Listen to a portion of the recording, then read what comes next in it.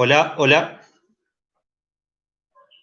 Hola, buenos días, buenas tardes, buenas noches. Parece ser que sí que anda el micrófono.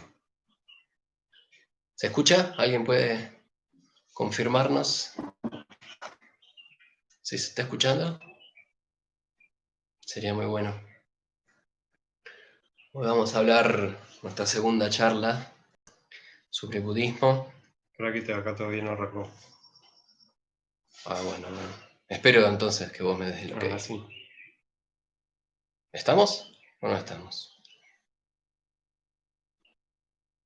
Misterios. Que a veces tarda varios segundos.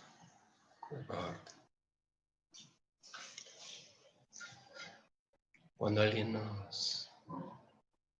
¿Puedes preguntar si se escucha? Hola, queridos amigos. Bueno, es una suposición que hacemos. Sí, se ¿Se escucha. escucha? Bastante rápido. Bastante rápido. Una barbaridad. Pero se escucha, dice Pablo. Hola. ¿Qué hace Luca? Hola amigos de siempre y desconocidos del mañana. Aquí estamos en nuestra segunda reunión para hablar un poco de budismo. Hoy el tema central son las 4 nobles verdades.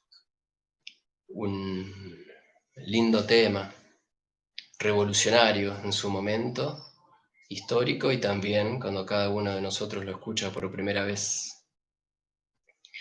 Así que bueno, vamos dando tiempo que los rezagados vayan entrando y podemos ir con algunas generalidades un poco del budismo. Mucha gente cree que a veces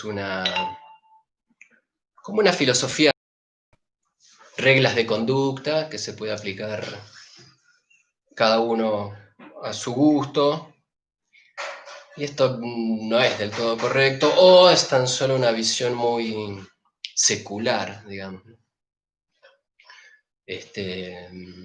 así a nivel de la vida cotidiana mundana. Mundano no es despectivo, mundano tiene que ver con mundo. Cada vez que yo diga lo mundano, si bien suena medio así feo, pero es relativo a la vida cotidiana, al mundo en el cual nos movemos habitualmente. El budismo es más que eso. El budismo puede ser como mínimo 3 cosas. Puede ser, digamos, una religión, porque tiene aspectos de religión. Puede ser considerado una ciencia de la mente. Y puede también ser considerado como una filosofía, ¿no? Un movimiento filosófico, una filosofía de vida, sobre todo en cómo es la visión del mundo, la cosmovisión, toda visión fenomenológica de lo que nos rodea, ontológicamente hablando, etcétera. Bueno, o sea, ese es el budismo. El fundador es el príncipe Siddhartha Gautama, que vivió 5 siglos antes de Jesucristo, en el norte de la India, y luego el budismo tomó distintas formas con el correr de los siglos y se extendió por todo Asia, básicamente en todos los países de Asia, sudeste asiático, ¿no? Bueno, ¿qué querés? A mí me gustaría saber cómo era el contexto de donde nació Buda. Buda nació en India, en una ciudad que ahora pertenece a Nepal, que se llama Lumbini. Creo que ambos hemos estado en esa ciudad. Es un pequeño pueblo donde hay restos de lo que se supone que era el palacio de la familia del Buda, y ahí nació. Poco más sé del contexto de la India de ese momento, ya sea religioso, político o lo que sepas que quieras ubicarnos para entender cómo es que nace esta experiencia. Bueno, brevemente, porque yo no soy ningún historiador, pero en aquel momento había principados, había reinados, no había una unión política de un único país, ¿no? Nepal, por supuesto, no existía. Es Lumbini, que hoy es parte de Nepal, como bien vos dijiste. Y en Kapilavastu, que está a pocos kilómetros de Lumbini, ahí es donde estaba él. Nació en Lumbini, pero vivió en Kapilavastu, ahí estaban todas las ruinas y bueno, todo eso. Donde fue que vivió hasta los 29 años. Y en ese entonces había en la India tampoco había una única religión, había muchos maestros, muchas corrientes filosóficas, que hoy en día retrospectivamente se lo llama hinduismo, o sea, como general, pero si bien 95 o 99% del hinduismo coincide con la noción de Atman. Atman es como podríamos decir alma, pero también espíritu de la persona. Es como creer en una sustancia existente, de real y que perdura. Bueno, eso era casi uniforme. Perdura a pesar de la vida y muerte de los cuerpos de las personas, digamos. Que existe de manera real, concreta, es independiente. Eso es el Atman. Para el budismo es una doctrina del Anatman, o sea, el no Atman. Puede decir Sin alma.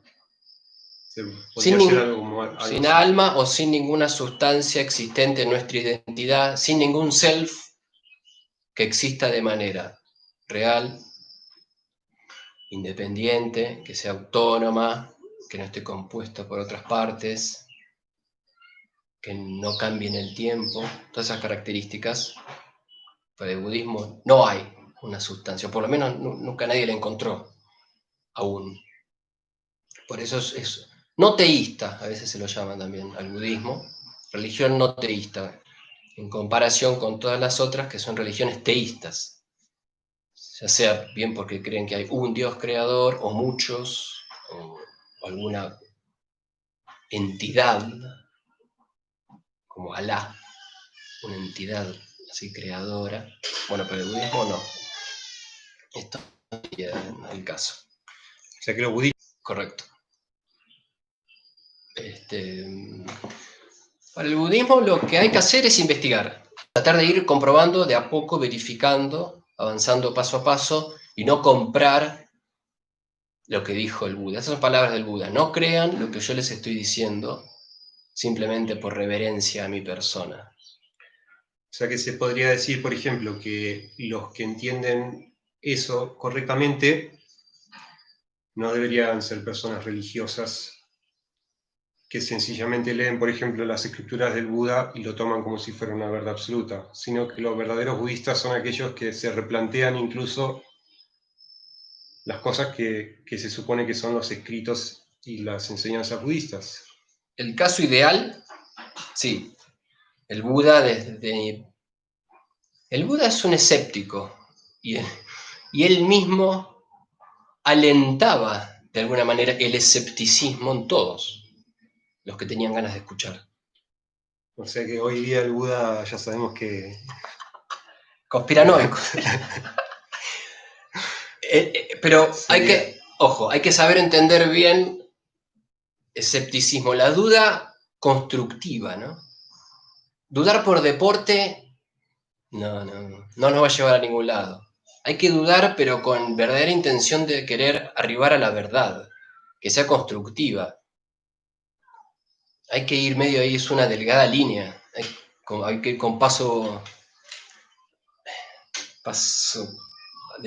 aplomado.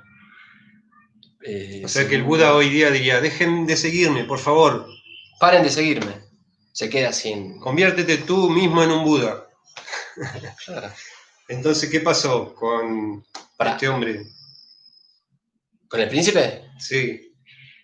Yo primero quisiera hacer un pequeño... emplear 5 o 10 minutos, contar la vida, cómo llega al por qué él observa estas 4 nobles verdades. Bueno, entonces, él nació en Lumbini. Lamentablemente, pocos días después de su nacimiento su madre muere, la reina Mahadevi. Y bueno, entonces el rey, bajo todo punto de vista, lo intenta proteger, ¿no? Y estaba preocupado porque él, de entrada, quería proyectar en su hijo que sea el sucesor de su trono. Entonces llama, cuando era un niño, apenas, de chiquito, apenas nacido, dice, vengan, llama a todos los sabios y astrólogos del pueblo conocidos para que vengan y traten de hacer una predicción sobre el niño. Y bueno, vienen y dicen, la mayoría dicen, hay dos posibilidades, o va a ser un gran rey o va a ser un gran maestro, es iluminado. Y hay uno de ellos que dice, no, hay una única posibilidad y va a ser un gran maestro iluminado. Entonces al rey no le gusta nada esto. Escucha y dice, no, tengo que hacer por todos mis medios asegurarme que mi hijo sea el sucesor del trono, que nada de esto de andar con espiritualidad y búsqueda de cosas raras, no, yo quiero que sea el próximo rey, mi sucesor. Entonces se ocupa en toda su vida de darle la mejor educación, que no tenga ningún malestar, todos los placeres, todo le enseñan en deportes. Y Siddhartha desde un chico se destaca, tiene cualidades y facultades por sobre normal y es un número uno en todo lo que hace, ¿no? Entonces, bueno, cuando llega a cierta edad, le consiguen una esposa, lo casan, también algo que es típico en India, ¿no? Y bueno, él ya estaba casado, tuvo un hijo, un pequeño hijo, y esto ya aquí estamos en los 29 años de la edad. Que por cierto, cabe aclarar que el hijo de Buda se llamaba Rahul, que significa sol negro. El orbe sol negro, causante de los eclipses según la cosmovisión vedantista. Vale. Un pequeño detalle. Vale. Todo bocadito que vos quieras meter, adelante. Entonces, bueno, nunca, según la historia clásica, tomémoslo de manera literal por el momento, nunca había salido de todo ese palacio enorme porque el padre no quería que viera las barbaridades de afuera, entonces iba a perder el rumbo, ¿no? Porque le había hecho todo un relato para que el pibe no tuviera ninguna necesidad de salir. Pero él quería, le pide, por favor, padre, déjame ir afuera que quiero ver, ¿no? Bueno, un día lo convence, entonces sale con su cochero en el carruaje, empieza a dar una vuelta por todo afuera y el relato clásico es que el príncipe primero vio un anciano, y entonces le preguntó al cochero, y es un viejito, un anciano, todos en algún momento vamos a envejecer. Es un proceso natural de la vida envejecer. Okay. Después ve un enfermo, ¿no? Un leproso, y pregunta, le responde lo mismo. Y la enfermedad también es parte de la vida misma. Después ve ya un cadáver que lo llevaban todo en andas, la gente directo para la cremación, todo envuelto, color azafrán, y preguntó, ¿y eso? Y es un individuo que murió, una persona que murió. ¿Y qué es eso? Y es la muerte. ¿No te acordás vos que tu mamá murió? No sabía esto. Bueno, es un poco así, ¿no? Y al final, cuando estaba volviendo para el palacio, ve una seta, ve un monje vestido con túnica. Un asceta, no una zeta. Porque claro, yo escuché una zeta, digo...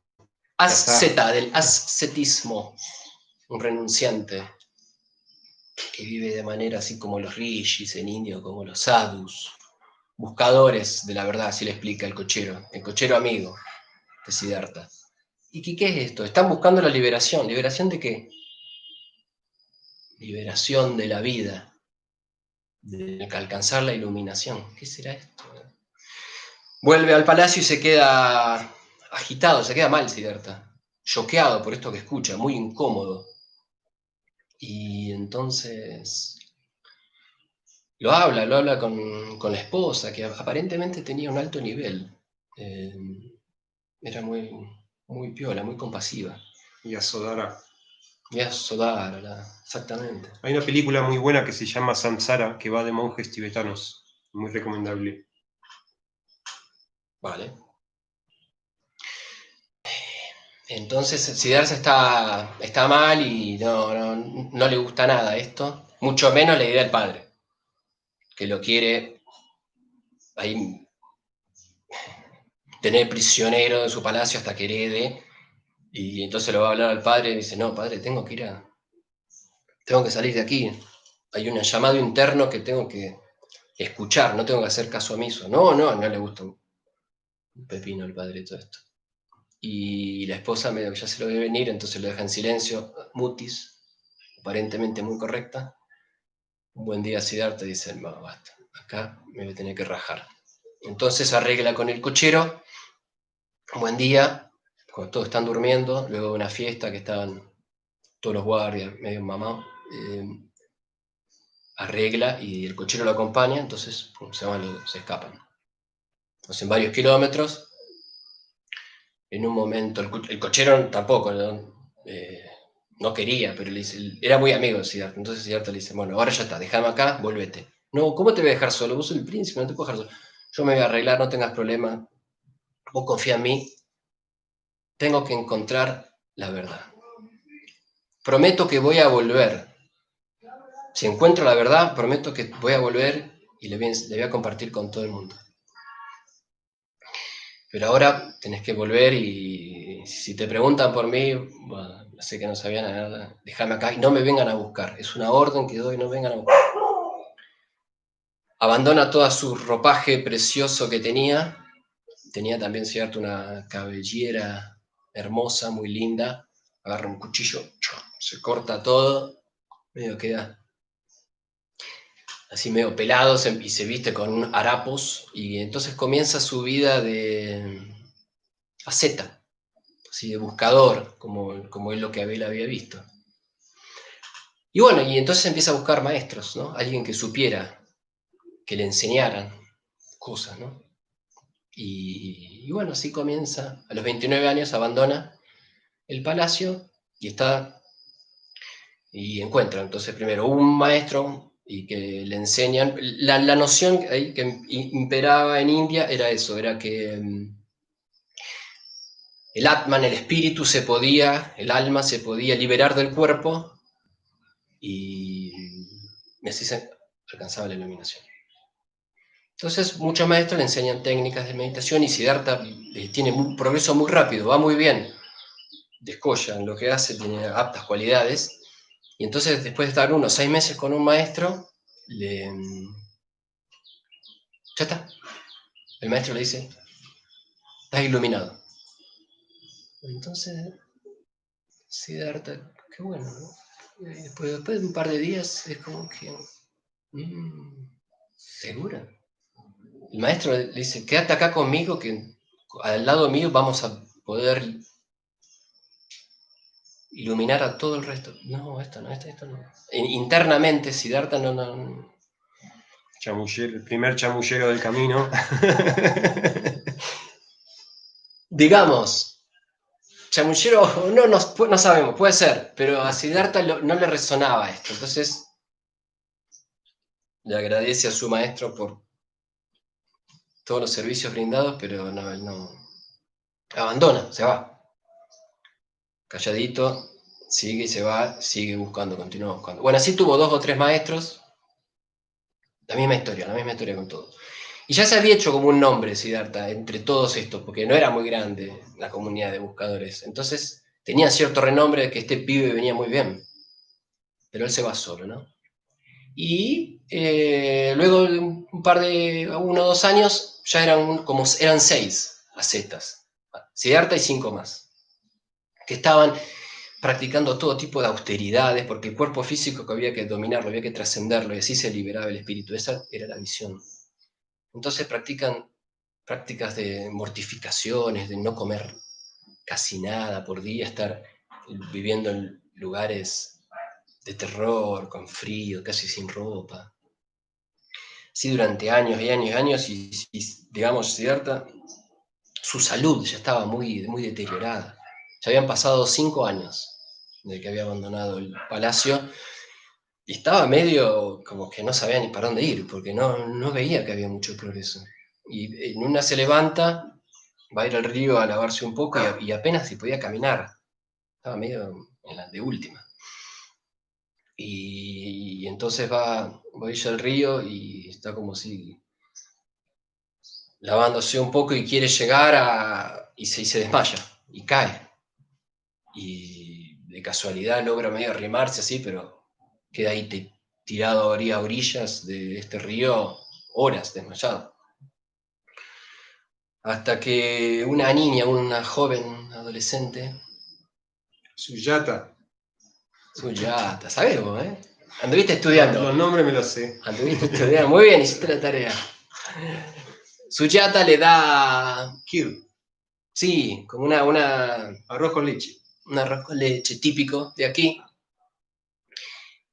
Y Siddhartha estaba al borde de la muerte, ¿no? Y entonces toma un poco, come y recobra su energía, le vuelve la vitalidad. Entonces, él ahí estaba al borde del río y escucha una conversación, que un remero estaba con su barca cruzando a un pasajero de una orilla a orilla, trabajaba de eso, laburaba. Y este remero le va hablando y le dice al pasajero, el laúd, ¿viste? Las cuerdas del laúd es un instrumento musical. Si tiene mucha tensión la cuerda, se rompe. Si tiene muy poca tensión, no suena. Entonces tiene que tener una tensión justa para que suene la nota bien. Esta conversación, Siddhartha escuchó esto y dijo, ahí está. Tuvo un insight ahí. Por ahí viene el camino. Entonces estaba totalmente contento. Y justo aparecen los 5 compañeros, los 5 ascetas que lo ven ahí, que estaba todo contento comiendo esto, alegre, y miran mal los 5 amigos. Dicen, mirá, ¿qué está haciendo Siddhartha? Está ahí comiendo con esta mujer, hablando aquí, que esta pibita. Mirá, abandonó sus ideales. Ya no podemos confiar en él. Ya no nos sirve como un referente. Vámonos, dejémoslo solo. Eran una especie de fundamentalistas faquires que se habían apegado a la idea de sufrir. Claro. Y no querían ya liberarse, querían autotorturarse hasta el infinito. Y sí, estaban en un extremo. Siddhartha vio que, y ahí es la idea que luego desarrolló el camino del medio. Tratar de no ir en ninguno de los dos extremos, ¿no? Así que, bueno, vio, es por ahí la cosa, no tengo dudas, va por ahí la cosa. Se fue a Bodh Gaya y se sentó debajo de un árbol hermoso que había, hoy conocido como el Bodhi Tree, árbol del Bodhi, Bodhi en sánscrito es como iluminado, despierto, y dijo, me voy a armar un buen almohadoncito de hojas, pasto, para estar cómodo, no me voy a mover hasta encontrar la verdad. Tomó esa determinación, esa promesa, estaba firme, porque ya se la veía venir, ya estaba ahí, estaba el fruto maduro listo por caer. Y bueno, así es que encuentra la verdad, ¿no? Y esa es la noche de su iluminación a los 35 años, 6 años después de haber abandonado el palacio, él logra un completo despertar. Bueno, entonces, eso es un poco cómo es lo que lo lleva. Siddhartha, digamos, el Buda, él observó la vida, observó la naturaleza, observó a las personas, observó a sí mismo, sus actitudes, ¿no? Todos sus deseos, y por eso es que él, eso se vio motivado a encontrar una solución de la vida, porque él vio que no había, ¿no? Todo esto del envejecimiento, enfermedad, muerte, era algo que no se podía escapar de eso. Entonces no le no le gustaba, no le satisfacía internamente simplemente que eso era lo que la sociedad nos mostraba, ¿no? Hoy sigue siendo más o menos igual lo que la sociedad nos ofrece. Entonces, bueno, él estuvo en ese estado meditativo y dijo, esto es muy profundo, esto es algo que realmente nadie va a poder entender. Estaba medio así como choqueado, medio así, medio mala onda, ¿no? Esto realmente, no lo voy a poder explicar a nadie, o sea, lo voy a explicar, pero nadie va a entender. Estaba así como una negativa. Y vinieron los dioses, Brahma y otros, a pedirle, por favor. Hasta ahí le seguían diciendo Siddhartha, ¿no? Para. Sí. Los budistas no creen en los dioses, pero la historia budista dice que los dioses vinieron. O sea, ¿cuál historia es esa que dice que los dioses vinieron? Muy buena pregunta. Porque está en la historia o cómo. Recordemos, una cosa es Dios creador, otra cosa es Dios, como dioses, semidioses, como Deidades. deidades, como 6 tipos de existencia que hay. Están en los seres del infierno, los espíritus hambrientos, los animales, el ser humano. Dioses y semidioses, 6. Para el budismo hay dioses, pero no es que sean demasiado poderosos ni demasiado iluminados, ¿no? No los percibimos nosotros directamente. Entonces bajaron los dioses y le dijeron que tenía que enseñar. Por favor, le rogaron, Siddhartha, compartí esto con el mundo lo necesita. No, pero no van a entender nada, ¿no? Además, ¿cómo empiezo a explicar? ¿Por dónde empiezo? Por la vacuidad. ¿Por dónde empiezo? Porque empiezo porque nada existe. Ni vos que me estás hablando no existís. Brahma. No, olvídate, no lo van a entender. Bueno, 3 veces le tuvieron que pedir hasta que accedió. 49 días estuvo antes de... Caminó desde Bodh Gaya hasta Sarnath durante 49 días pensando en cómo iba a explicarle a la gente lo que había descubierto. Bueno, 49 días estuvo bajo el árbol, luego lo convencieron después del tercer pedido y fue hasta Sarnath. Y dijo, si hay alguien que va a confiar en mí, eran mis 5 compañeros. Eso venía más o menos cerca, yo sé que estábamos todos ahí. Entonces, si esto no lo entienden, chao, no lo va a entender nadie. Y intuyó, porque Varanasi es la capital espiritual del planeta, digamos, era la capital espiritual de la India en aquel momento. Entonces, Sarnath está muy cerca de Varanasi. Él, donde fue, dijo que voy a explicar por primera vez, tiene que hacer en el corazón, para que cause un impacto a nivel universal. Yo lo que me imagino es que en esa época los buscadores de la verdad, por ejemplo, se juntaban en parques y se ponían a debatir y se ponían a desarrollar sus prácticas y a lo mejor con el tiempo se juntaban otra vez y volvían y seguían profundizando la cosa y también había como una cierta especie de competencia, ¿no? Entre a ver quién había conseguido más logros o quién había entendido mejor las cosas o quién sabía explicar mejor las cosas. Entonces era como un ambiente donde, en un sitio donde hay muchas personas espirituales, en la India, de repente vos llegás y hay 10.000 personas.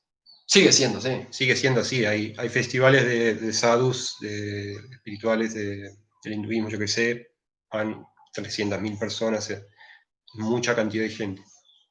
Entonces es un momento y un contexto donde uno de repente puede llegar con una cosa nueva que le salió y si hace impacto es como que se convierte en un hit.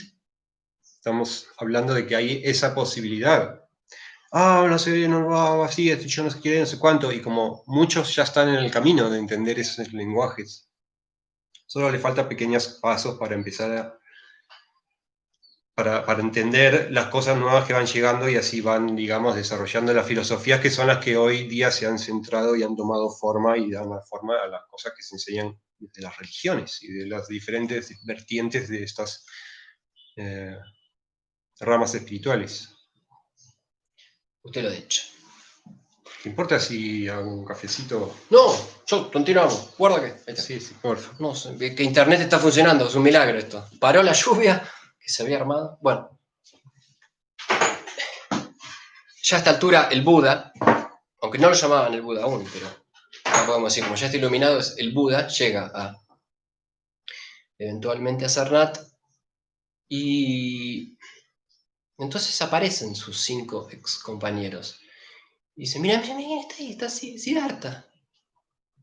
No, este nos abandonó. Este es un traidor, no. Ni lo saludemos, ni le demos bola. Entonces es cierto, con la mejor onda, todo ya había trascendido su ego, no tenía nada que perder.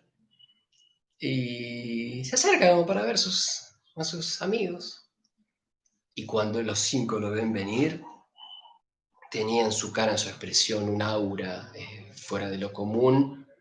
No pudieron resistir y todos fueron a ayudarlo a tomarle el hábito, a caminar, a saludarlo, postraron ante él, porque era algo que colmaba todo tipo en tu ser, ¿no? Bueno, entonces ahí mismo organizan y tiene lugar el primer sermón del Buda, donde da la primera enseñanza a las 4 nobles verdades, pone en giro la rueda del Dharma, es también conocido como el rugido del león. Cuando la verdad es proclamada, tiembla todo, tiembla la tierra. Y entonces, bueno, vamos, ya hicimos suficiente introducción, vamos con el tema de hoy, las 4 nobles verdades. La primera de ellas, sufrimiento. Dukkha en sánscrito. Es una traducción no muy feliz, pero tiene que ver con todas cuestiones insatisfactorias, todas experiencias que vivimos producto del estado en el cual estamos, en el cual está en nuestra mente, da un carácter no satisfactorio. Es como que siempre nos está faltando algo, ¿no? Eso es sufrimiento para el budismo. No es solamente el tipo de sufrimiento que nos están torturando, nos están matando, tenemos un dolor por una enfermedad o la pérdida de un ser querido. Eso es un tipo de sufrimiento, pero la palabra sufrimiento en budismo es mucho más, ¿no? Entonces, el Buda explicó eso, que vamos a enumerarlas primero las 4 y explicarlas. La primera, sufrimiento. Segundo, origen del sufrimiento. Tercero, hasta ahí son medio mala onda, ¿no? La tercera es buena onda, es cesación del sufrimiento. Es posible terminar con el sufrimiento. La cuarta es el camino que lleva a la sensación, a la cesación del sufrimiento. Bien. Entonces, la primera, lo importante, el Buda dijo, hay que conocer cabalmente y totalmente esto que es sufrimiento. Entonces se explica 3 tipos de sufrimiento. El primero, el sufrimiento propiamente dicho, digamos, tiene que ver con dolor físico, la pérdida de un ser querido, el sufrimiento en concreto. Bien.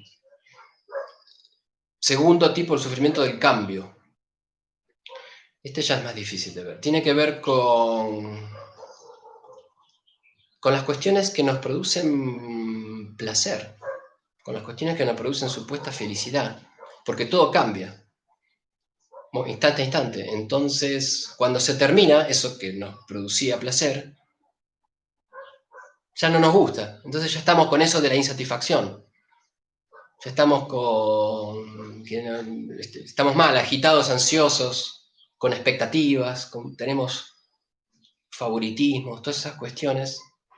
Por ejemplo, estar en un baño, una tinaja, un baño caliente de inmersión. Todo relajado, fantástico, espectacular. Qué bueno esto. Ahora, después de un rato, 1 hora, 2 horas, 3 horas ya no queremos más. Ya el cuerpo pide salir. Entonces todo lo que era placentero y nos producía felicidad en un momento, un rato después ya no, queremos escapar. Esto también es sufrimiento para el budismo, pero es la segunda clase. Es un poco más difícil de ver. La tercera es más difícil aún de ver, sufrimiento como existencial, digamos, y tiene que ver con aferrarse a un yo que todos tenemos. Aferrarnos a una identidad, a algo que existe así de manera real y concreta. Para el budismo no hay tal cosa. Entonces, ese es el origen y la causa fundamental de donde se desencadenan todos los otros sufrimientos. Ese es el número uno. La primera de las nobles verdades. La segunda, ¿cuál es la causa? ¿Cuál es el origen? El Buda nos cuenta que es el apego, el estar aferrado, el deseo con apego. Es todo lo que son las causas del sufrimiento. No en sí la experiencia. Dolor, una cosa es dolor, otra cosa es sufrimiento. Todos nosotros experimentamos dolor en algún momento, pero nuestra reacción a esa experiencia es lo que produce el sufrimiento, porque hay apego, porque hay craving, hay querer aferrarse, deseo con apego, todo eso está todo mal. Es lo que produce sufrimiento, tener. Muchas gracias por el feca. Sí. Es lo que produce sufrimiento, tener favoritismos, expectativas, cuando el otro no cumple con lo que uno quería. Ya estás por la noble verdades. Yo estamos por la segunda, así que puedes hacer un copy-paste. Así la gente le queda visualmente como sería. Ese es el origen del sufrimiento. ¿Qué hay que hacer? Hay que abandonar este craving, hay que abandonar deseo con apego, abandonar aferrarse a todas estas cuestiones, ¿no? Sea por un lado o por el otro, sean por que nos gusta o porque no nos gusta, porque queremos placer o porque queremos evitar el dolor. Todo este tipo de favoritismo, de dualismo, no es camino del medio. Son dos extremos. Entonces el Buda hay que abandonar esta actitud. Hay que tratar de ir por la vida imparcial, con ecuanimidad. Sí, no es bueno, yo entiendo que no es lo mismo la imparcialidad que la ecuanimidad. No puede optar por tener ciertas preferencias, pero la ecuanimidad lo que conlleva es nuestra capacidad de no reaccionar de ninguna de esas formas hacia los eventos. Es difícil, ¿no? Pero es un ejercicio. Uno tiene que poner en práctica. Todo esto, las palabras son todas muy lindas, pero en última instancia, si no lo ponemos en práctica, no va a producir. Ya bastante es escuchar. Esos son los pasos. Primero escuchar o leer enseñanzas. Después analizar, reflexionar. Hacer preguntas, sacarse las dudas y luego empezar a poner en práctica. Y luego vuelve el ciclo, el loop. Volver a hacer preguntas, todo así, todo progresivo. Entonces, hasta ahí me dio mala onda, porque, loco, esta es la verdad, que todo el universo, y vos me decís que sufrimiento. Yo ya sabía que es sufrimiento, pero la segunda es revolucionaria porque habla de causa. Y acá se distingue bastante, se distancia de las religiones comunes y corrientes. Está hablando de una causa, esto es revolucionario. No tiene nada que ver con dioses, no tiene nada que ver con ningún mandamiento, ni ninguna tabla bajada, ninguna verdad revelada de nivel divino. No, es lo que él observó y se cumple. Y le da un carácter científico ya esta segunda noble verdad. Bueno, tercera, cesación del sufrimiento. ¿Es posible terminar con el sufrimiento? Bueno, buenas noticias, ¿no? ¿Qué es? Y cuando se abandona el apego, deseo con apego, se abandona el aferramiento, se abandona todo eso, se obtiene nirvana. Cesación del sufrimiento. Trascendencia del sufrimiento. ¿Y cómo? Es la cuarta. ¿Tenemos preguntas? Que María del Mar pone un comentario A interesante. ver, ¿puedes leerlo mientras yo? Hola, llegué tarde. Yo creo que el sufrimiento es porque nuestra alma tiene memoria y echa de menos nuestra verdadera casa. Este no es nuestro mundo, estamos de paso. A ver. Nuestra alma tiene memoria y echa de menos nuestra verdadera casa. Ok, si lo traemos a un lenguaje budista, si nosotros en vez de alma decimos conciencia. Entonces yo traduzco. Yo creo que el sufrimiento es porque nuestra conciencia tiene memoria y echa de menos nuestra verdadera casa. O sea, yo interpreto. Estás hablando de que cuando uno se libera, vuelve a Nirvana. Bueno, vamos a suponer que el Nirvana es nuestra casa, el sitio de donde emerge la conciencia. Toma forma, vive ciclos vitales. Y luego vuelve al Nirvana, vuelve al hogar, vuelve a Dios. ¿No? Hablemos de las palabras que cada religión emplea. Es un buen bocado. ¿Qué quiere decir religión? Religare, de ahí viene el latín. Religar, volver a Conectar. ¿Qué quiere decir yoga? Sánscrito. Unión, algo así, ¿no? Exactamente lo mismo, volverse a unir. Mira qué lindo. El significado es casi idéntico. Volverse a unir, yoga. Volver a ligar. Religare, religión, yoga. Se me ocurre. Está bueno. Pero volverse a unir ¿con qué? Con nuestra casa, ok. Para el budismo está bien si nuestra casa es nuestra naturaleza prístina. Nuestra naturaleza de la budeidad. Es una cualidad. La budeidad es como un estado, sí, de completo despertar. Pero hay algo, así, naturaleza.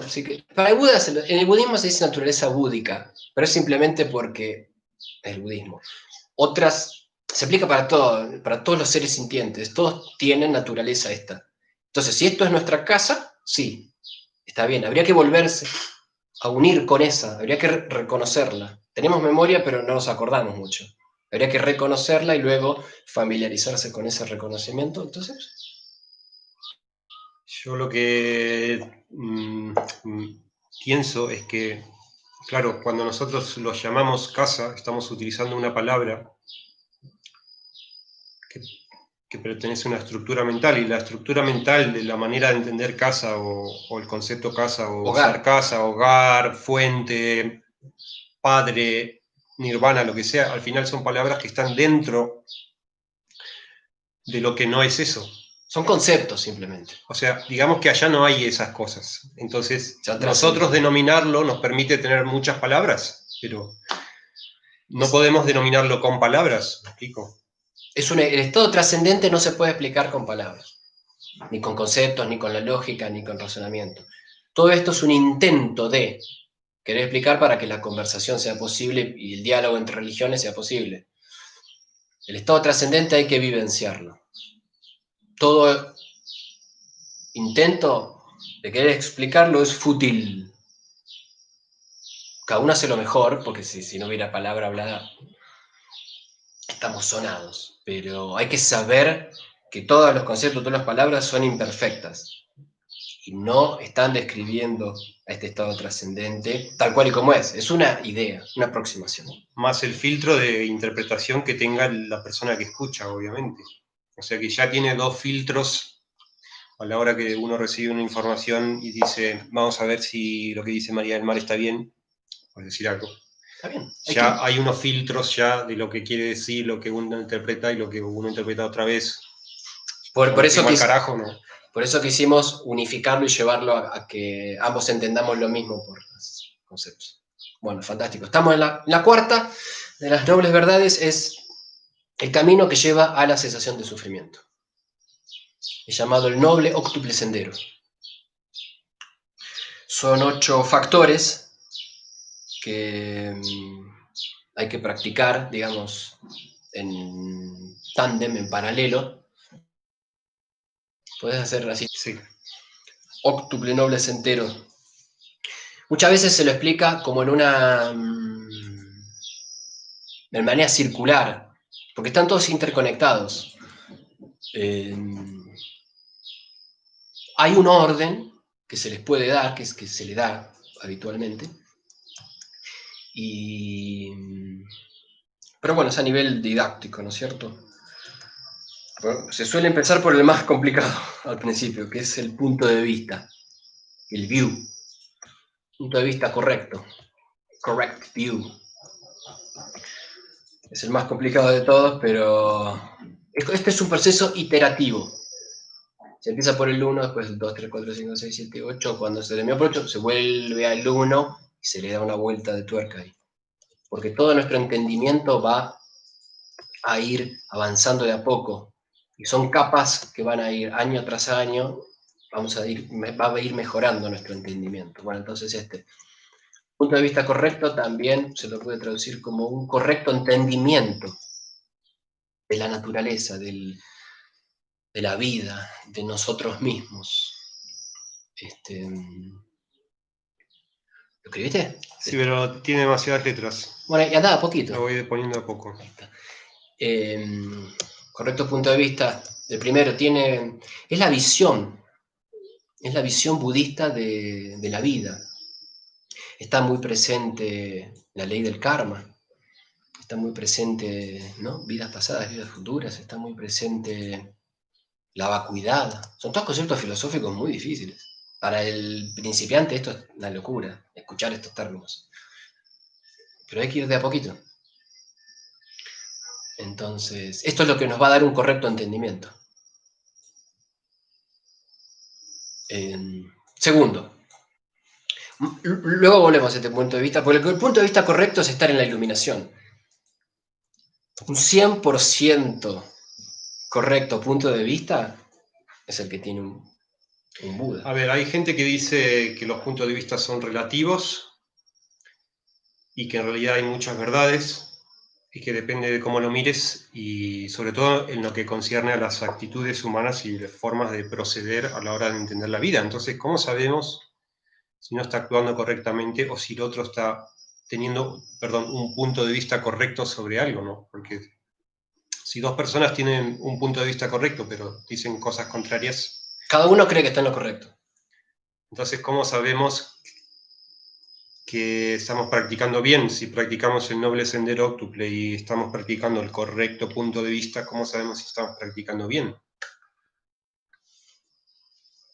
Y escuchar, leer, reflexionar, hacer preguntas, poner en práctica. Volver.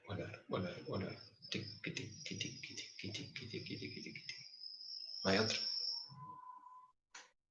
otra. Tiene que ser científico. El verdadero término, la verdadera acepción del término científico en tratar de encontrar la verdad. Bueno, entonces la respuesta no es que el Buda tiene el punto de vista correcto. El punto de vista lo tiene que encontrar uno a través de profundizar en su experiencia. El Buda dijo, no crean lo que les estoy diciendo. Es revolucionario. Invito a todos los presentes y los que escuchen y vayan a escuchar esto, encuentren un maestro en la historia de la humanidad que haya fundado una religión, que haya dicho esto. No crean lo que les estoy diciendo. Vayan y verifíquenlo ustedes. Un budista, digamos, de años, en parte ha verificado, otra parte todavía no podemos verificar porque no nos da nuestro nivel, pero estamos ahí. Lo que hemos podido verificar hasta ahora era cierto. Primero lo que escuchamos nos pareció un delirio. Después lo reflexionamos un poquito, estaba un poco mejor. Fue movido, ya nos parece bastante mejor. Y ahí volvimos, este proceso iterativo. Algunas uno las empieza a tomar, esto ya está, esto yo ya me convencí, entonces ya no pierdo tiempo en investigar esto y lo otro. Hay otras que estoy dando un pequeño saltito ahí de medio una fe casi ciega. Ahí, es medio delicado el tema. Porque yo no tengo experiencia directa de las vidas futuras, ni pasadas. La verdad que experiencia directa no tengo de ese fenómeno. Pero hay muchos otros que sí lo he comprobado. Entonces, ¿por qué me estaría mintiendo el Buda? Es como que anda por ahí la cosa. Tengo que tener muy presente, acá es importante esto, no podemos confiar en realidad en nada, mucho menos en nuestra percepción de que es válida. Nuestra conciencia, nuestra mente en este momento está velada. Tenemos muchos filtros, un montón de condicionamientos, un montón de cuestiones que nos hacen parcial. No somos objetivos en lo que percibimos. Tenemos gustos, favoritismo de todo tipo. Entonces no podemos alegremente confiar en lo que percibimos. Tenemos que tener cautela. Tampoco caer en un nihilismo. Ni confiar en lo que percibimos, ni creernos los que nos dicen. Tendría que ser un poco Nada. lo mismo. Sí.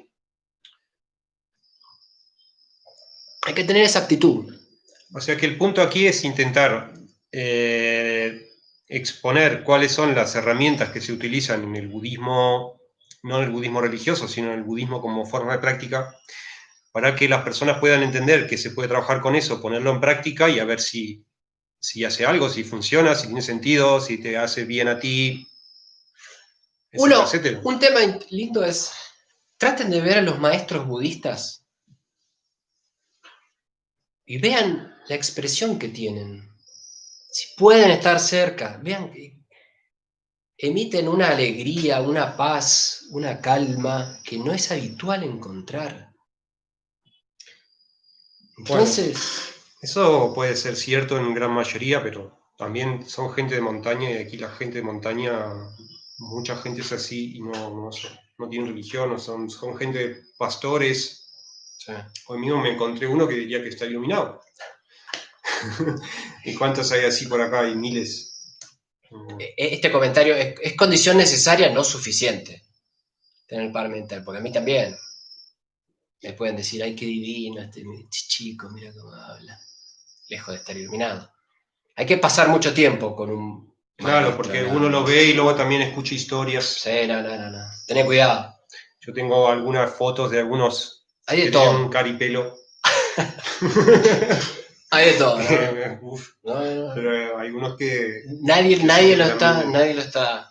En todas las casas se cuecen habas. Nadie está al margen de eso. Menos en esta era, ¿no? Que es un siglo XX cambalache. Siglo XXI, Camarache. La Biblia y el calefón, decía. Bueno, entonces eso es lo que hay que tener presente. Estamos, ya terminamos primero. Segundo, Intención. correcta intención.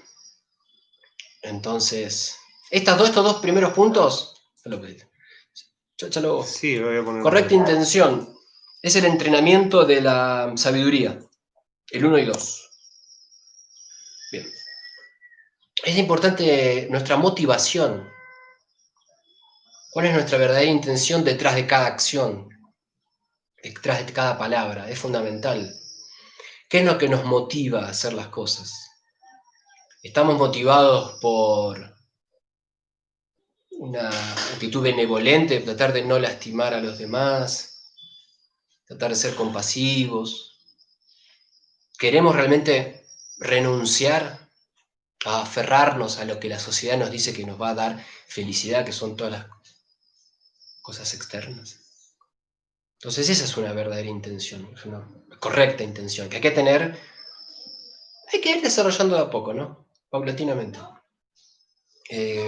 hay que lanzarse así a tratar de hacer las 8 y esto está queriendo decir que haya que convertirse en monje o monja e irse alto en la montaña, la renuncia. No está diciendo nada de eso. Pero bueno, es para que lo tengamos presente. Las siguientes 3, 4, 5 es el entrenamiento de la Ay, qué boludo. conducta ética. Correcto hablar, correcto actuar y correcto medio de vida. La palabra correcta. ¿No? Lo que uno dice. Hay que ser responsable de lo que uno dice. Por ejemplo, mentir, la calumnia, el hablar de manera agresiva, el hablar, el gossiping, ¿cómo se llama? Ser chusma. Chusmerío Sí, destructivo. o el andar así con conversaciones chabacanas, totalmente que no aportan en nada. Hacer chistes inadecuados. Estamos al horno todo. Todas esas cosas, Ay, Dios. ¿qué es lo que pasa? ¿Por qué algo es bueno o malo, algo es positivo, algo está bien o está mal? Es porque a la mente la perturban, la sacan de su equilibrio, la sacan de la calma, de la paz. Entonces, por ejemplo, cuando uno actúa mal, después uno sabe que actuó mal y no está bien, no se queda bien uno, que no puede dormir, da culpa. Entonces, es porque ha actuado mal. Y eso es observable. O sea, invito a que todos observemos en nuestra vida, cuando uno dice algo que está mal, después se arrepiente. Entonces, bueno, hablar mal, la palabra tiene que ver con eso. La acción tiene que ver con no matar, no lastimar, no robar. Ya pasamos Es la cuarta. a la acción. Ahí estamos. Ahora que quería preguntar algo de la palabra. Pregunta. A veces hay enseñanzas que dicen que, por ejemplo, que hay que ser suave con las palabras, necesariamente. Y después también hay personas que son más directas o incluso más agresivas, pero con un propósito concreto. Entonces también se habla de que Buda no era una persona que sencillamente daba una opinión así light. O sea, a cada persona que venía a preguntarle, él daba un sermón diferente adaptado a lo que él percibía de la persona. Entonces, igual a algunos les hacía hacer cosas rarísimas o incluso los maltrataba o los humillaba. Hay una historia de una mujer que una vez vino a acusarlo de que la había embarazado, no sé qué, era todo un montaje y él la humilló públicamente, por ejemplo, porque quería destruirlo, tenía unos enemigos y tal. Entonces, a veces el tema, ¿cómo balancea uno la palabra correcta? ¿Cómo valora en qué momento uno tiene que regular de esta u una otra manera su discurso para que haga un efecto preciso? Porque a veces uno puede necesitar insultar a alguien de alguna manera para cortar cierto hábito o crear cierta cosa. Sí, se entiende. Un comentario. Lo que a veces hacen los maestros, no deberíamos nosotros medirlo con la misma vara de lo que hacemos nosotros. Eso es un comentario. Pero volviendo a lo que hacemos nosotros, porque nosotros no estamos iluminados, maestros sí. Pero bueno, es muy difícil. Si uno... Tenemos la división histórica del budismo. Hinayana, Mahayana. Yo Hinayana le digo Theravada. Me resulta más respetuoso. Entonces, desde el punto de vista Theravada es literal. No hay que mentir. Jamás. Desde el punto de vista Mahayana, prevalece la intención por sobre la acción. Entonces, el tibetano está dentro del Mahayana. Entonces, si vos pudieras tener intención pura y por ahí una mentirita piadosa, te lo puedes justificar. Y puede que no esté tan mal. Es muy, muy finito. Pero pero vos te tenés que asegurar que tenés intención pura. Vos, yo, cualquiera. Si no estamos iluminados a ninguno de nosotros, 100% pura no va a ser jamás. Va a estar siempre contaminada. Va a ser una mezcla. Sí, o podés tener en diferentes momentos intenciones más o menos puras, ¿no? Más o menos buenas. Darte cuenta, claro. Pura 100%. Más o menos buenas, digamos. Sí. Pero una cosa es tener una intención para un beneficio propio y otra cosa es cuando directamente estás haciendo algo por otra persona y ni siquiera te pensás en vos, ¿no? Como que lo haces y ya está, porque el contexto lo necesita, ¿no? Pero siempre hay una intención, siempre tenemos una motivación. Uno puede estar realizando una acción. Uno puede estar llevándole comida a los pobres porque recibió donaciones de tus amigos y vas y le compras comida y le llevas a los pobres que estaban por acá, por India. Eso es una acción externa, ¿no? Ahora, detrás está la motivación de uno, que puede ser cualquier cosa. Pues yo, la peor, yo puedo ir, les doy comida, después me saco fotos, mira, le estoy dando comida, y las posteo como soy un político. Cualquier cosa, ¿no? Pues, motivaciones tenemos todo un abanico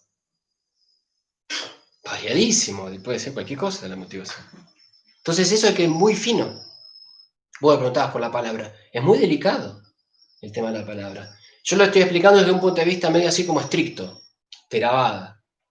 Pero para mí aplica perfectamente a cualquiera de los vehículos del budismo. Acción. Pasamos. La correcta acción. No matar, bueno, no lastimar, no robar, no tener conducta sexual impropia, todo eso.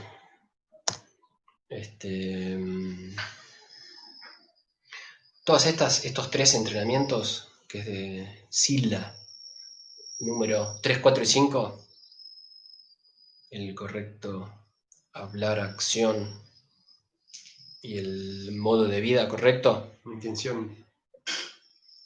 Intención es 2, esa ya pasó. La 5. 3, 4, 5. Ahora Correcto, estamos en la 4. Correcto actuar, ok. Número 3, 4 y 5 es de conducta ética, es la Sila. Ambas, la 3, la 4 y la 5. Vamos a empezar a... Pues yo no va a quedar medio para... Pues lo pongo los 3, así. Sí, ahí está. ¿En qué estás hablando? Correcto modo de vida. ¿Cómo nos ganamos la vida?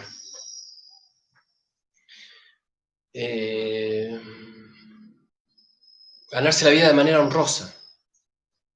Sin mentir, sin engañar a los demás. Empleos que no, por ejemplo, tráfico de armas. No, tratar de evitar eso. Tráfico de personas, prostitución, lo que sea, pedofilia, cualquiera de todas estas combinaciones. O matar animales, o trabajar en un laboratorio que hace veneno, pesticidas, boludo, estás matando a todo. Animalitos o insectos. Para el budismo son seres sintientes, entonces es lo mismo. El no matar es lo mismo, no matar animalitos y nada. Es un tema también delicado de los insectos, pero es muy importante. Expandir, ¿no? No es que nosotros somos solos, los seres humanos somos los reyes del planeta. Cada animalito que va caminando es lindo tratar de evitar, cada vez que uno da un paso y va caminando por la calle, tratar de ver si hay alguna hormiguita, respetar su vida. No nos gustaría ser hormigas que nos aplasten a nosotros. Entonces, parte del entrenamiento es tratar de ver esas cosas, es expandir nuestra conciencia y nuestro estado mental, como para darnos cuenta de que somos todos igual de felices, igual de infelices, igual de queremos buscar la felicidad, nunca la encontramos, todos sufrimos, animalitos, seres humanos, estamos todos en la misma. Es importante todas estas cuestiones. A veces por ahí voy medio rápido y se me tripotean, pero... ¿Hay pregunta? Sí. A ver. ¿Cuál fue la primera acción que dio, dice, pregunta quizás sin respuesta, ¿cuál fue la primera acción que dio lugar a pensar que una acción puede ser buena o mala? Excelentísimo. Para el Buda,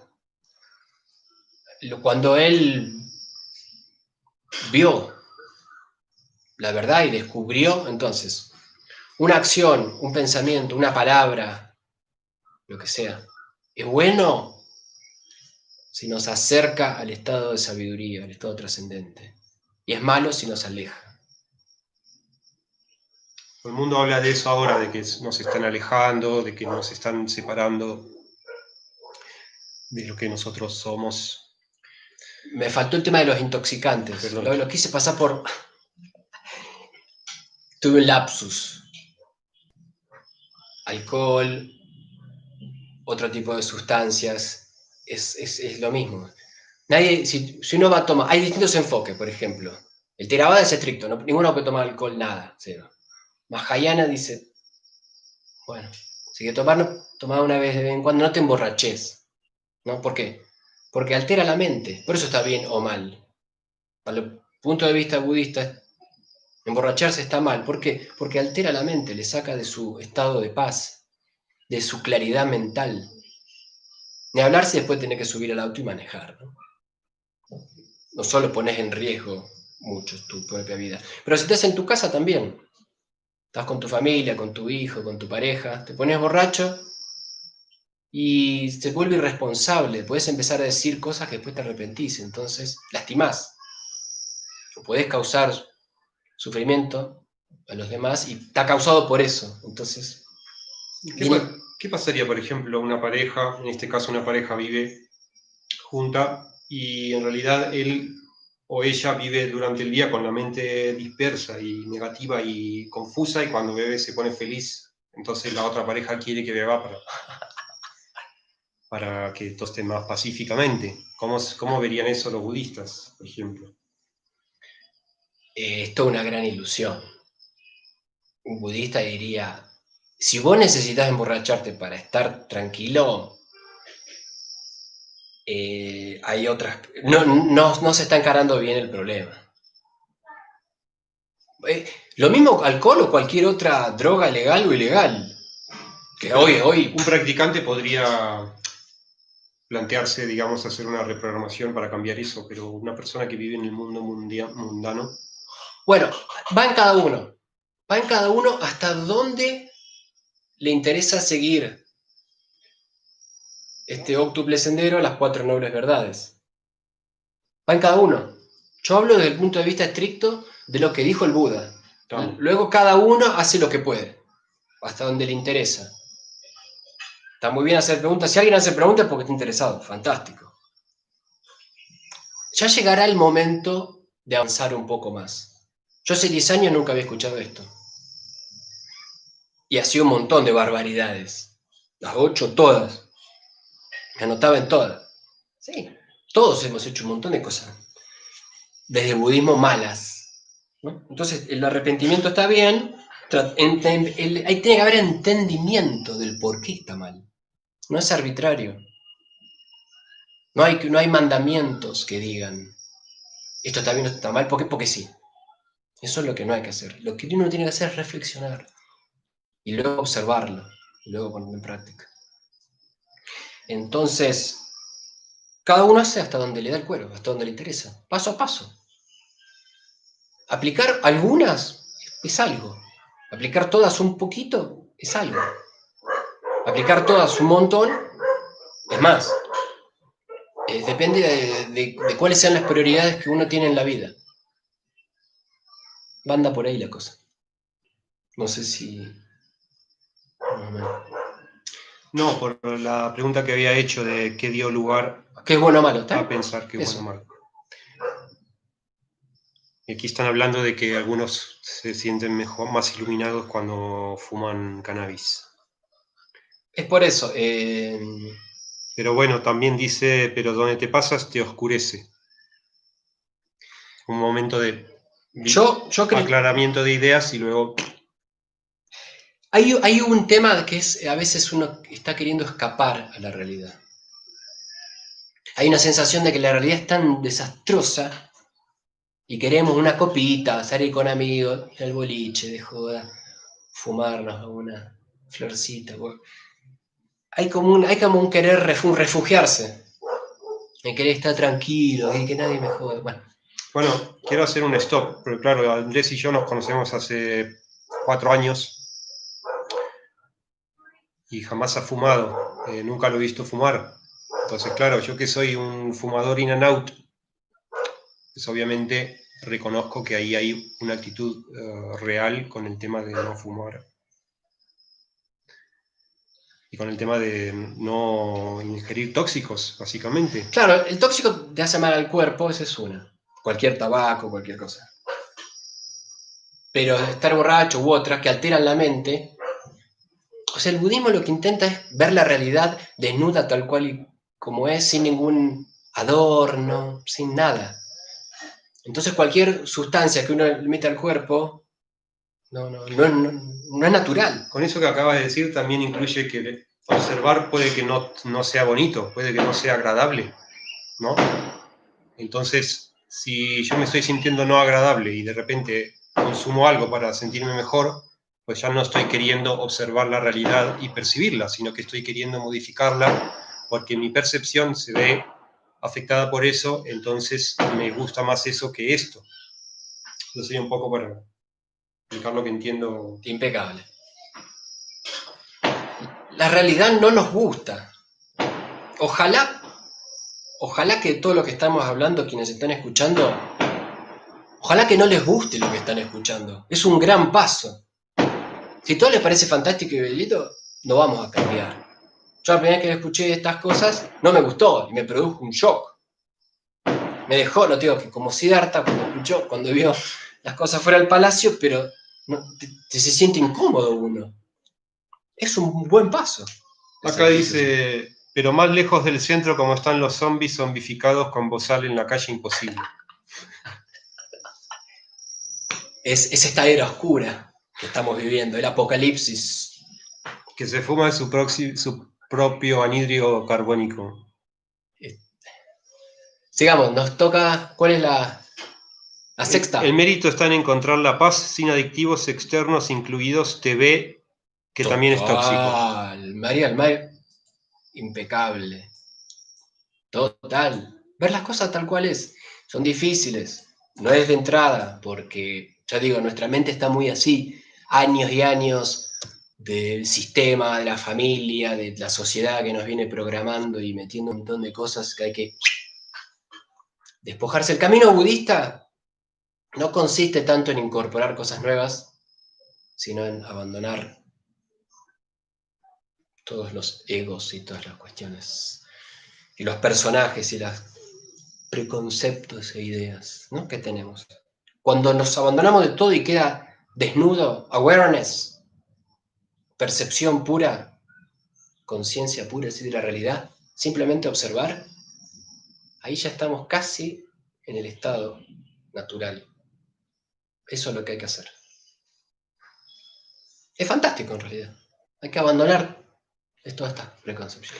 Es como cuando uno está de repente en la ciudad 5 años sin salir y de repente va a la montaña y ve cascadas y bosques que hace como, wow, ahora me acuerdo de esta maravilla. Claro. Bueno, así verlo todo el día, digamos. Se trata un poco de eso. Que no significa ser inactivo dentro de esa percepción maravillosa de la realidad, o maravillosa porque es lo que es y uno lo observa ecuánimemente. Ajá. Uno no tiene por qué ser inactivo, puede estar ayudando, trabajando, cocinando, limpiando, haciendo cualquier cosa, básicamente. Correcto. No se trata de meditar y quedarse en ese estado, ¿no? Uno está en el mundo, uno pertenece. En los evangelios se dice, hay que estar en el mundo, pero no hay que pertenecerle. No hay que creerse que esto es de verdad. Esto es todo como un sueño. Ni nosotros existimos de una manera real, ni nada tiene ninguna trascendencia, ni no hay nada en la vida que valga la pena aferrarse. Para empezar, ya de base vamos a dar por hecho que antes de que nosotros le aplicamos una palabra a una cosa, todas las cosas existentes del mundo no tienen nombre. Son una fusión de algo que no tiene nombre. En el momento que le damos nombre, empieza una construcción mental, y en base a las ideas que vamos relacionando con la percepción se construye Y ahí es así, ahí surge una estructura mental, y cuando nos identificamos con esas estructuras mentales, ahí es donde está la persona. Yo soy que hago esto, que me dedico a esto, que me gusta esto, que opino esto, que mi mamá me dijo así, que mi papá me dijo así, que en la escuela me dijeron esto, etc. Esa identificación es lo que nosotros creamos yo que es la ilusión. Para entender por qué es una ilusión, partamos de la idea de que nada en la realidad tiene nombre. Entonces, al ir por la vida nombrando las cosas, solo podemos estar equivocados. Ese es el error. Para el camino budista lo que hay que hacer en última instancia es corregir nuestra percepción. Muerto el perro, se acabó la rabia. Corregido este error, nirvana, iluminación. Después de que uno está habituado, ¿no? Es toda una cuestión de percepción. En última instancia es así, es este error que hay, que tenemos ya acarreándose desde tiempos sin comienzos. Entonces, uno corrige esto y sí. Vos decías que surge. Las cosas, desde un punto de vista filosófico, las cosas empiezan a existir en el momento en que las designamos. Tienen tanto poder designar cosas que ahí empiezan a existir para nosotros.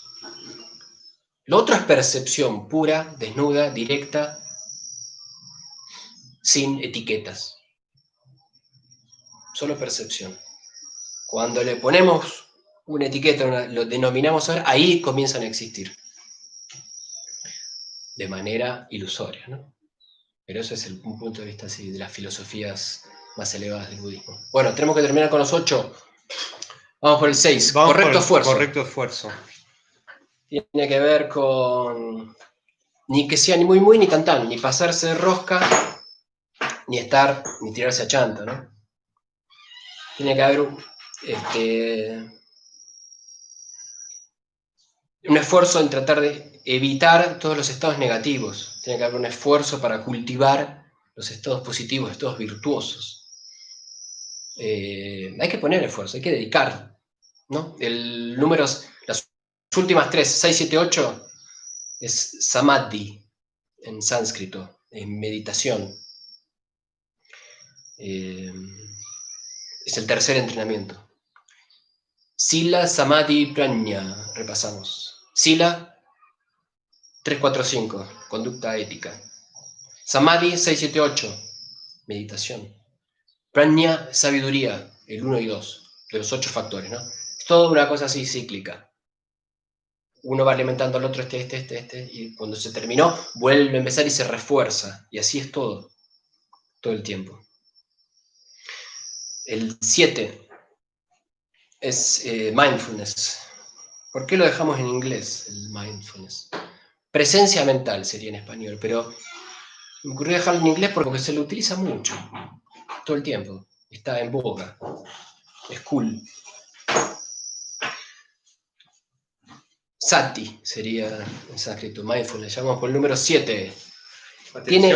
Tiene una... A ver, ahí alguien no entendió algo. Paremos las rotativas. Pregunta. ¿Quién no entendió? Lo entendí y no lo entendí. En parte creo que entiendo lo que quiere decir con eso de poner nombres a las cosas. Es re difícil eso. No es moco de pavo. Es una de las filosofías más elevadas. Madhyamaka Prasangika de Nagarjuna. Las cosas comienzan a existir en el momento en que las designamos. A ver, si a vos te traen un objeto que no sabes qué es y no tenés nombre en la cabeza, tampoco sabes para qué sirve porque es extraño, pero sabes que sirve para algo, tu mente hace como...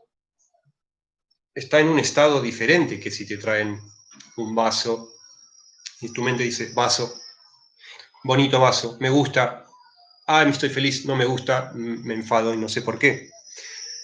Entonces la mente va haciendo ese recorrido, primero percibe, después nombra, después, digamos, lo juzga y después reacciona a eso. Entonces, cuando te traen una cosa que no sabes lo que es ni para qué sirve, ese estado... Te pones como loco porque no sabes dónde encasillarlo. ¿En dónde lo metes? Algo desconocido. Es como escuchar esto. Este es un delirio que nos pone mal porque no sabemos en dónde encajarlo. Hay una en 1492 en América, los pueblos originarios, aparentemente, cuando vieron venir a Cristóbal Colón y sus carabelas, no sabían lo que eran. Entonces dicen que no las podían ver, porque nunca antes jamás habían visto algo así. Entonces no las podían percibir, digamos. Anda un poco por ahí la cosa. Es difícil porque nosotros nunca vemos algo que nunca hayamos visto jamás antes. Ya cuando tenemos 3, 4 años, ya más o menos hemos visto todo y lo que no lo vamos a ver así. Pero imagínense algo que de repente aparece un objeto o una persona o algo que nunca jamás hemos visto en nuestra vida. Nos vamos a poner medio como loco. Bueno, pero lo de existir es mucho más sutil que esto, ¿no? Es otra cuestión. Tiene que ver con... Yo lo dejaría por ahí, porque es difícil, hay que dar muchos ejemplos. Hablamos en el primer vídeo de esto. Es el poder de la designación. Sí, yo trataría de seguir adelante. Bueno, pero vamos a tener muchos vídeos más. Por poner un ejemplo más. Vas caminando con un amigo y tu amigo te dice, ese tipo que hay ahí es un no sé qué. Entonces esa idea que vos ya tenés preconcebida que alguien te dijo, se queda guardada en tu cerebro. A no ser que vos hagas el acto de atención, de darte cuenta que hay la posibilidad de que esa persona te ha influenciado incorrectamente, vas a adoptar dentro de tu estructura mental y cuando vuelvas a ver a esa persona vas a tener el mismo prejuicio. Y así tenemos prejuicios y nombramientos hacia todas las cosas y Entonces, inconscientemente reaccionamos a ellas. entonces ya es todo real. Esa persona que nunca jamás vi, ni hablé, ni nada, yo ya la etiqueté como un sabandija. ¿Por qué? Porque me lo dijo mi amigo. Y ya está, para mí ya está, ya lo caso sellado, encajonado. Si eso lo aplicamos a todas las cosas que percibimos, pues nos damos cuenta de que en realidad estamos percibiendo la vida, pero estamos a la vez analizando una conceptualización de esa percepción a la cual al final reaccionamos y eso nos hace sufrir de una manera u de otra, porque nos genera apego o aversión.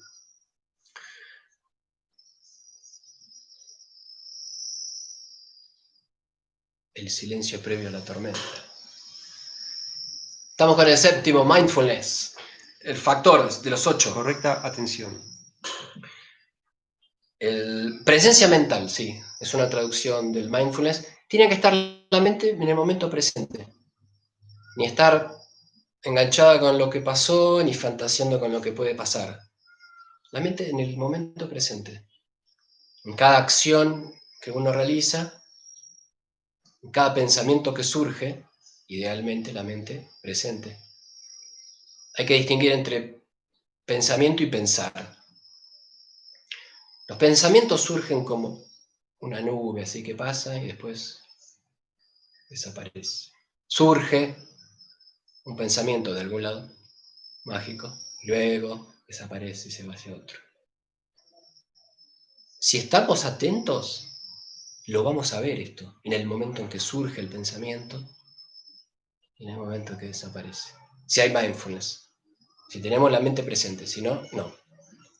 La corriente de pensamientos incesante nos lleva y nos fuimos, y para cuando nos dimos cuenta ya estamos viendo una fantasía hace 10 minutos totalmente con la mente en cualquier parte. Bueno.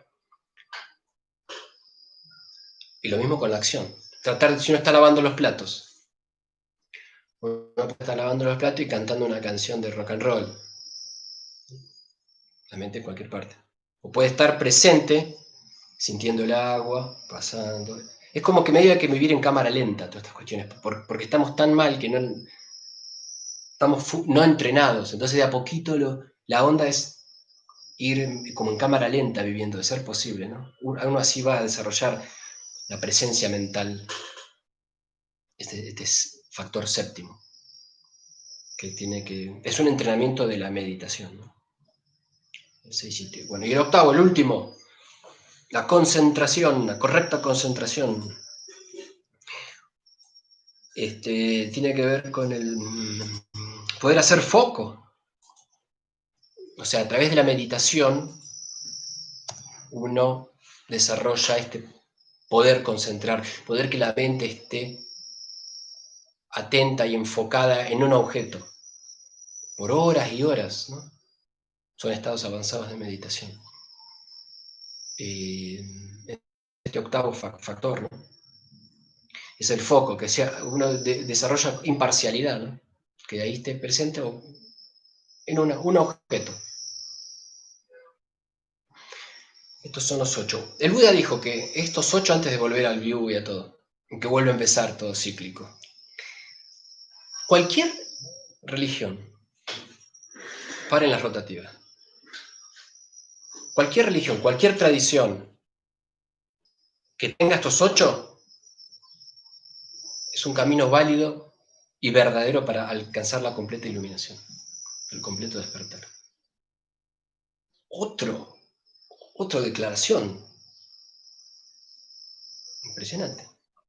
No solo no está diciendo que yo soy el verdadero, sino que dice cualquier otra religión que tenga estos 8 es un camino totalmente válido y verdadero para alcanzar una completa iluminación. Porque aquí un temita urticante del view, el primero, punto de vista correcto, entendimiento correcto. No, hay que experimentarlo, esto no es dogma ni nada, pero visión Dios creador, visión no hay Dios creador. Eso ya empieza a dividir las aguas de una manera, es importante, ¿no? O sea, en una no hay causas, en una es todo, No, no hay causa, no, la causa es Dios. Eso es lo que dicen. Una conciencia no.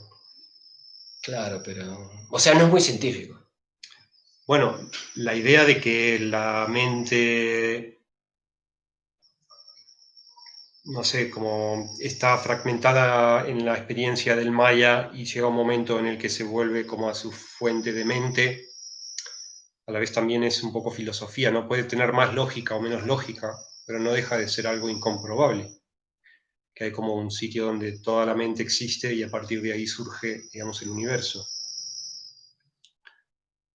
En ese momento solo podemos especular, a no ser que en teoría estemos ya totalmente iluminados, entonces podemos tener una experiencia directa de eso. Pero solamente la pueden tener los que sean súper iluminados, entonces nosotros no. Yo estoy de acuerdo que hay muchas cosas que en este momento no las podemos percibir. Pero tenemos que, en algún punto, ¿sabe qué es lo bueno? Dejarlo en pausa. Si hay algo que no nos resuena, no tiremos todo a la basura. Dejemos ahí reposar unos meses, unos años, estas cuestiones medias raras que no nos resuenan demasiado. Porque por ahí todo lo otro nos gusta, pero hay 4 o 5 cositas que no, o 2 o 3.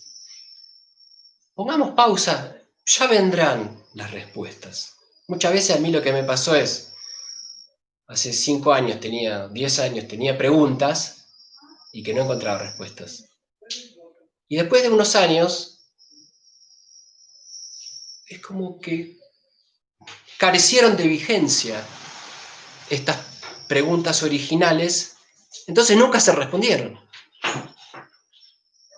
Aparecieron otras preguntas. Pero es todo así, es todo un proceso así. Uno quiere obtener respuestas.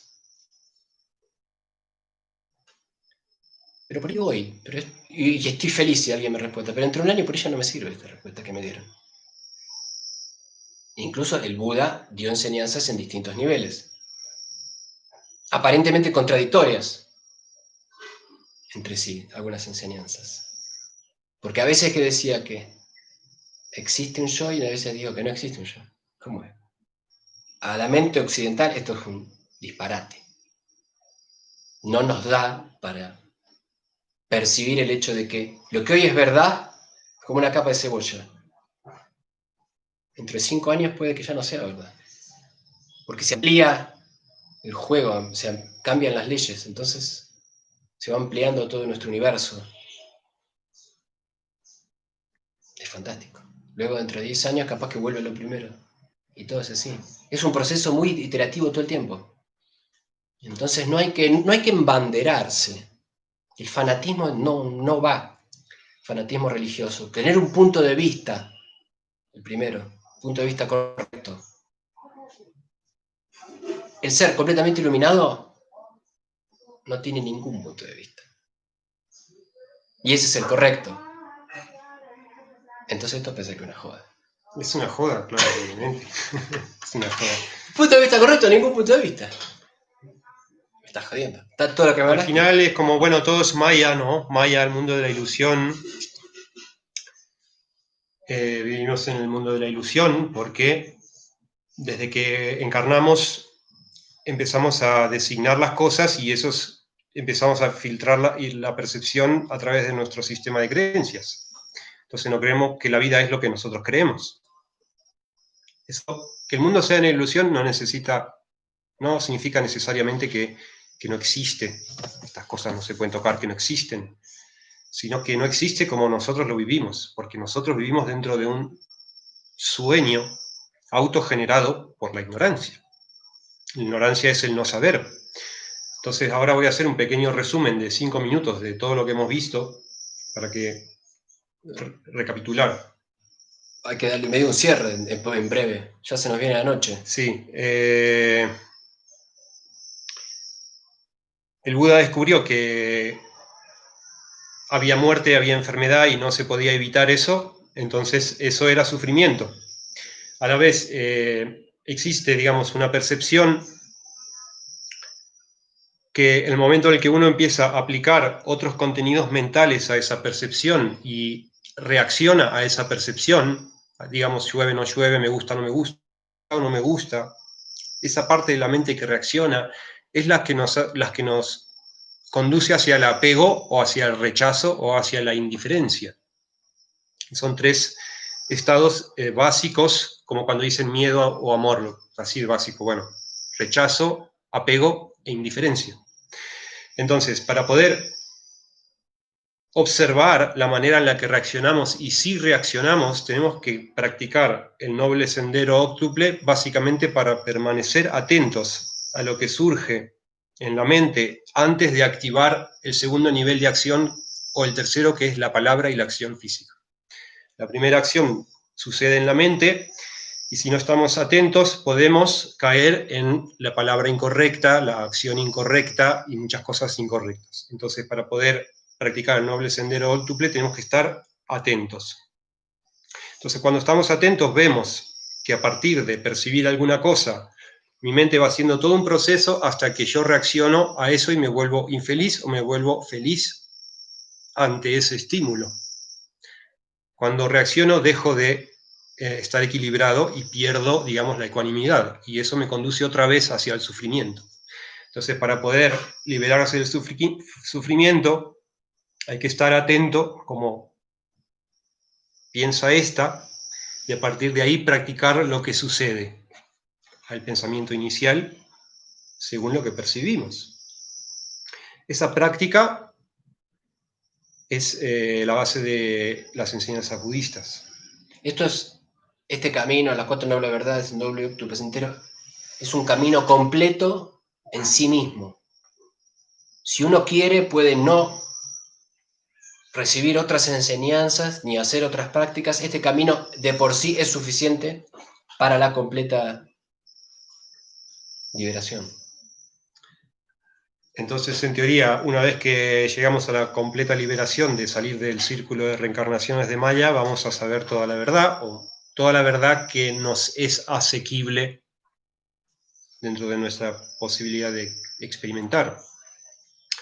Entonces, al final no pasa nada si hay pruebas o no pruebas de lo que sea, porque si te iluminas, vas a alcanzar un saber directo sin la necesidad de tener que mirar vídeos, por ejemplo. Una mente iluminada tiene omnisciencia, es capaz de conocer todos los fenómenos, tiene compasión ilimitada, tiene un montón de cualidades infinitas.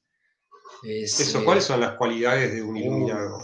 Olvidate, un montón. Clarividencia, hay muchísimas. Compasión infinita, no tiene ego, se siente parte del todo, antepone el bienestar de los demás mucho antes que el propio, o sea, no existe.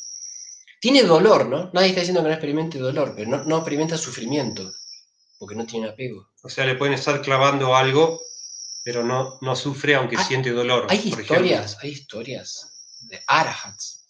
Arahants, iluminados. Sí, pero ni siquiera budas completos, o sea, un nivel anterior, que pudieron, o sea, les habían dado la data de que habían contratado a un asesino para liquidarlos. Este Arhat escuchó, no me acuerdo el nombre, pero... Entonces, al principio se escondía y escapaba para que no lo viniera a asesinar, pero se puso a ver su karma, teóricamente, y vio que estaba germinando karma de vidas pasadas. Las causas estaban llegando con las condiciones actuales, por el cual germinaba el karma, ya estaba surgiendo, y no había forma de poder evitarlo. Si no era ese asesino serial, era cualquier otro. Los mosquitos lo iban a asesinar, porque ya él lo tenía, ya le venía, y lo molieron a palos y murió a palos, con conciencia totalmente como ya era consciente, no sufrió. No sufrió. O sea, algo extremo, ¿no? Pero, o sea, inentendible, incomprensible para nosotros, inimaginable. Pero... Cabe aclarar que yo no tengo muchos años, pero bueno, de los pocos años que tengo, que yo son casi 40, me estoy dando cuenta que en general la sociedad se está volviendo más spoiled, más mimada. Cada vez reaccionamos más rápido ante cualquier cosa. Ciertos estímulos. Entonces la idea de ser torturado y no sufrir por eso es un poco chocante, porque claro, las injusticias de la vida y de poner o no poner la otra mejilla cuando te pegan en una mejilla. Parece que fueran como anticuadas, como que... Sí, como que es como un sueño de mitos religiosos en los que las personas son buenas y tienen compasión infinita. Pero por otro lado, aunque uno tome o no tome directamente todo lo que se ha estado hablando aquí o lo que habla, digamos, las enseñanzas budistas básicas, uno puede hacer el ejercicio de probar comportarse diferentemente ante los ciertos estímulos, a ver cuál le da mejores resultados. No sencillamente reaccionar según uno está programado y reaccionar siempre igual y sabiendo que reaccionando así te vas a sentir mal, pues ¿por qué no probar diferentes formas de reaccionar para ver cuál es la forma que más se adecua a tu correcto reaccionar? Incluso cuando tienes que vencer tu propio sistema de creencias. Por ejemplo, siempre que venga uno a decirme no sé qué, yo le voy a hacer esto, porque esa es mi ley, porque Claro. ese es mi principio. Sin embargo, viene y de repente haces otra cosa, te va mejor, pues has tenido que luchar un poco con tu propio sistema de creencias sobre ti mismo. Todos los conflictos que tenemos es porque la mente no está presente. Es muy difícil, pero si alguien viene y te insulta y te dice todo, si la mente está presente, vos lo vas a pensar como insulto, insulto, insulto, ser humano insultándome, ser humano... Está en do sostenido. Mira, ese fucking bitch me lo dijo en do sostenido. Ahí está. Así como inerte, sin reaccionar, detectando lo que pasa. El mundo odia a ese tipo de personas. No entramos en conflicto. Se termina ahí, se muere ahí la agresión. No es como la bola de nieve, no se retroalimenta. Se termina ahí. Al Buda le escupían, le decían de todo. Sí, yo te digo, el Buda hoy día sería un terraplanista de YouTube. Al día siguiente... Troles por todos lados. El Buda sí que tenía troles. Imagínate que encima le sacó el trabajo a un montón de gurús que querían iluminar a la gente. Era un... Es más, un primo lo quería asesinar. Muy lindo. Y al final lo terminaron envenenando, según tengo entendido. ¿No? Sí, lo pero envenenaron varias veces. Es lo mismo. Él ya sabía que su karma estaba. A Milarepa le pasó lo mismo. Al final toman, de alguna manera... su destino. Claro. Es la última enseñanza que dio el Buda. Su muerte. La impermanencia. Para que nosotros viéramos que las cosas son totalmente transitorias, impermanentes. Entonces, la muerte fue su última enseñanza.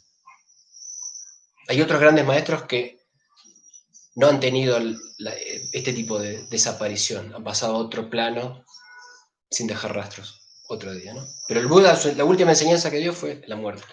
Yo tengo una pregunta para cerrar. Así, ahora viene el lockdown y hay que cerrar. Se tiene que ir a su casa. Sí. Una vez yo me tomé un taxi acá. Cierto, ¿por qué querés? 8:15. Estamos bien. Me tomé un taxi acá y había una tibetana en el taxi. Una tibetana budista. Entonces ponemos a hablar, chica joven, no sé, 25 años. Y le pregunto qué hace y tal, qué hace no sé qué, y me dice que ella estudia no sé qué supercurso de budismo de aquí, de las instituciones de aquí, para tener un puesto en la escuela budista, no sé qué. Entonces yo le pregunté, en esa época, fue hace varios años, le pregunté por qué los tibetanos budistas comían tanta carne, porque comen mucha carne. Entonces me dijo que los budistas comen solo animales grandes porque con una vida pueden alimentar a mucha gente. Por ejemplo, no comen peces o animales pequeños. Pero por otro lado también me dijo que en realidad, como los budistas estaban tan avanzados en el camino espiritual, para ese animal era un honor alimentar a los tibetanos budistas, cosa que me pareció bastante rara como creencia. El hecho de pensar que a lo mejor una vaca o un buey puede morir dignamente cuando se lo come un budista y no cuando se lo come un no budista. Me parece raro eso, porque de alguna manera es como una justificación, aparte estaba bastante choy, ¿no? Pregunta entonces, ¿cuál sería? Tenemos que redondear.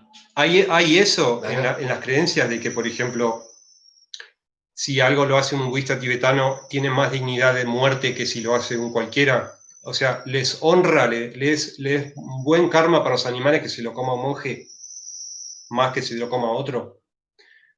Entonces, ¿por qué dicen eso, digamos? Porque ¿tú por qué crees que dicen eso?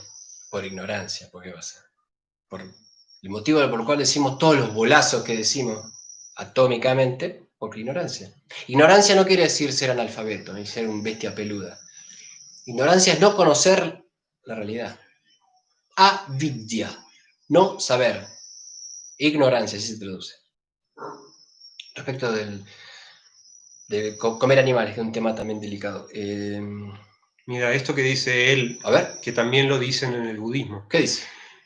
Lo del ego para mí tiene trampa, porque yo pienso primero en mí, porque en mí primero, En mí, pero. porque creo que tengo que ofrecer lo mejor de mí para poder ayudar a los demás. Porque antes dijiste, claro, que uno ayuda a los demás y yo no importo, como yo estoy muerto. Pero en realidad no dicen eso, dicen que para poder ayudar realmente tenés que trabajarte hasta la iluminación. Ayudar en términos budistas no es ayudar a llegar a fin de mes, no es ayudar a que tengas para comer, no es ayudar. Esa es una ayuda muy relativa. La ayuda verdadera y efectiva y trascendente es en el camino hacia la iluminación. Y para que uno pueda ayudar a los demás en el camino de la iluminación, uno tiene que estar iluminado. Uno tiene que estar del otro lado de la orilla para poder ayudar efectivamente a los demás en el camino hacia la iluminación. Si no, uno no puede ayudar.